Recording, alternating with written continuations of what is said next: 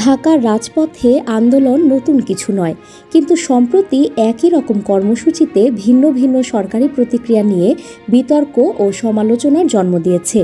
একদিকে কিছু রাজনৈতিক দলের অবরোধে সরবরাহ করা হচ্ছে পানি, অন্যদিকে শিক্ষার্থীদের বিক্ষোভে চলছে কাঁদানে গ্যাস, সাউন্ড গ্রেনেড আর জল কামান।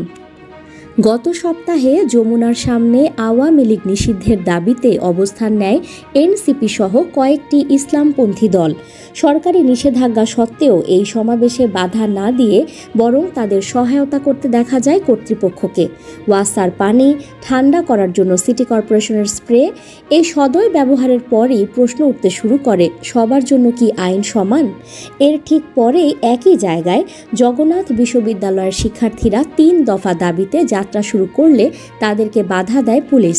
লং মার্চ টু যমুনা কর্মসূচি থামাতে ব্যবহৃত হয় টিয়ার গ্যাস, সাউন্ড গ্রেনেড ও জল কামান। এতে আহত হন বহু শিক্ষক, শিক্ষার্থী। পরে তারা কাকরাইল মোড়ে অবস্থান নেন, যেখানে উপদেষ্টা মাহফুজ আলম এলে তার দিকে ছুঁড়ে মারা হয় পানির বোতল। ঘটনাটি ঘিরে শুরু হয় ব্যাপক আলোচনা। সরকারি ভাষ্য অনুযায়ী গুরুত্বপূর্ণ স্থাপনার সামনে সমাবেশ করতে না দেওয়ার ঘোষণা আগেই ছিল, কিন্তু প্রশ্ন উঠছে, এই নিয়ম কি সবার জন্য? এনসিপির আন্দোলনে যেখানে নিষেধাজ্ঞা উপেক্ষা করেও সহানুভূতি দেখানো হয়, সেখানে শিক্ষার্থীদের প্রতি বা এই কঠোরতা কেন? রাজনৈতিক বিশ্লেষক ডক্টর সাব্বির আহমেদ মনে করেন, এনসিপি সরকারের আশীর্বাদ পুষ্ট বলেই তারা ছাড় পেয়েছে। অন্যদিকে জগন্নাথের শিক্ষার্থীরা সেই সুবিধাভোগী গোষ্ঠীর অংশ না, তাই তাদের বিরুদ্ধে বল প্রয়োগে সরকার দ্বিধা করেনি।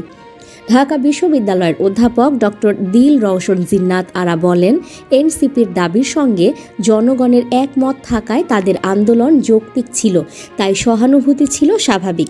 তবে জগন্নাথের শিক্ষার্থীদের দাবিও বাস্তবসম্মত ও প্রয়োজনীয় ছিল বলে মনে করেন অনেকেই। এদিকে আন্দোলনের ধরনে এখন বড় পরিবর্তন দেখা যাচ্ছে। এনসিপির যমুনা অবরোধের পর থেকেই একের পর এক সড়ক অবরোধ বাড়ছে। শাহবাগ, কাকরাইল সহ নানা এলাকায় চলছে বিক্ষোভ। এনসিপির সফল অবরোধ যেন অন্যদের কাছে একটি কার্যকর কৌশল হিসেবে প্রতিষ্ঠা পাচ্ছে। সাব্বির আহমেদ বলেন, এটা মানুষের কাছে পরিষ্কার বার্তা। যদি যমুনার সামনে অবস্থান নিলে দাবি আদায় হয়, তাহলে সবাই সেটাই করতে চাইবে। এটা সরকারের পক্ষ থেকে এক ধরনের ভ্রান্ত বার্তা।